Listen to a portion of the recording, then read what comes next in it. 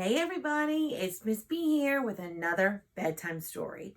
Tonight's story is also another special request, but my friend Miss Jessica.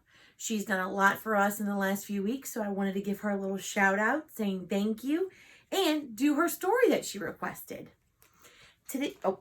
Sorry, before I forget, it's bedtime. So that means you've already combed your hair and you've already brushed your teeth. You have? Great, let's get started.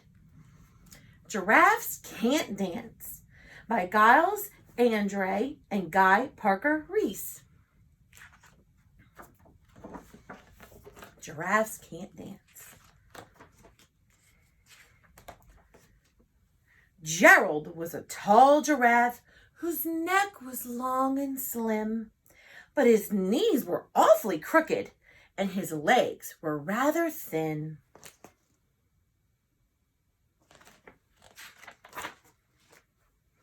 He was very good at standing still and munching shoots off trees. But when he tried to run around, he buckled at the knees.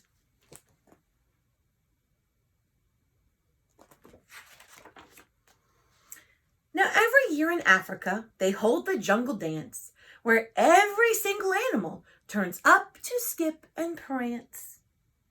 And this year, when the day arrived, poor Gerald felt so sad because when it came to dancing, he was really very bad.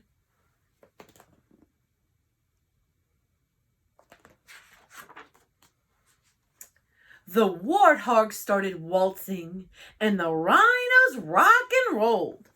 The lions danced a tango that was elegant and bold.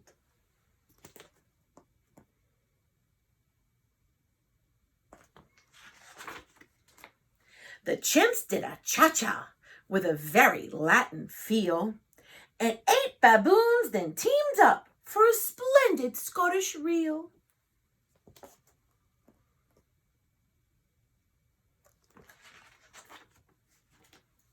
Gerald swallowed bravely as he walked toward the floor, but the lions saw him coming and they soon began to roar. "Hey, look at clumsy Gerald!" The animals all sneered. "Giraffes can't dance, you silly fool. Oh, Gerald, you're so weird."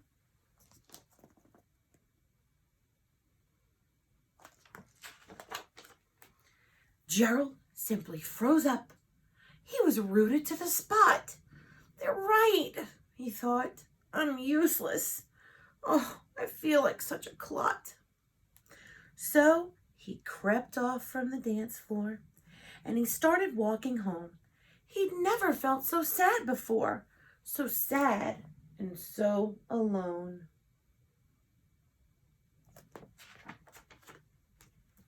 Then he found a little clearing and he looked up at the sky. "The moon can be so beautiful," he whispered with a sigh. "Excuse me," coughed a cricket who'd seen Gerald earlier on. "But sometimes when you're different, you just need a different song."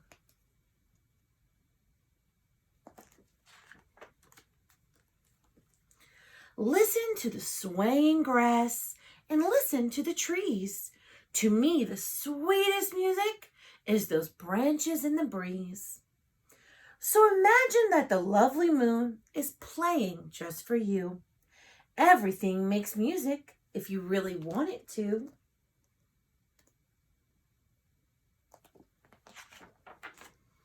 With that, the cricket smiled and picked up his violin. Then Gerald felt his body do the most amazing thing. His hooves had started shuffling, making circles on the ground. His neck was gently swaying, and his tail was swishing around.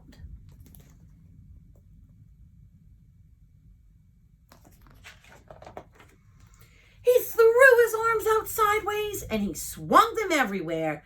Then he did a backward somersault and leapt up in the air.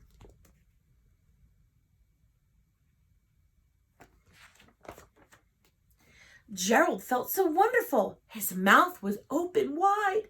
"I am dancing! Yes, I'm dancing! I Gerald cried.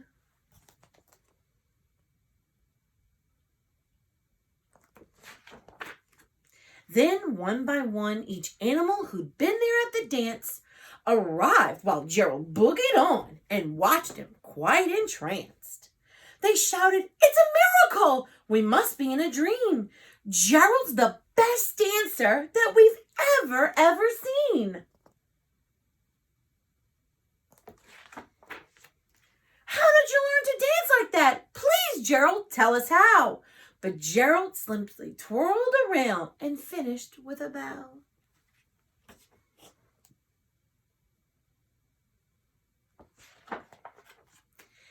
Then he raised his head and looked up at the moon and stars above. "We all can dance," he said, "when we find music that we love." I hope you enjoyed Giraffes Can't Dance with me and Gerald. I really liked listening how he learned how to feel his own music and sway to his own beat. Thank you so much for joining me. Have a good night.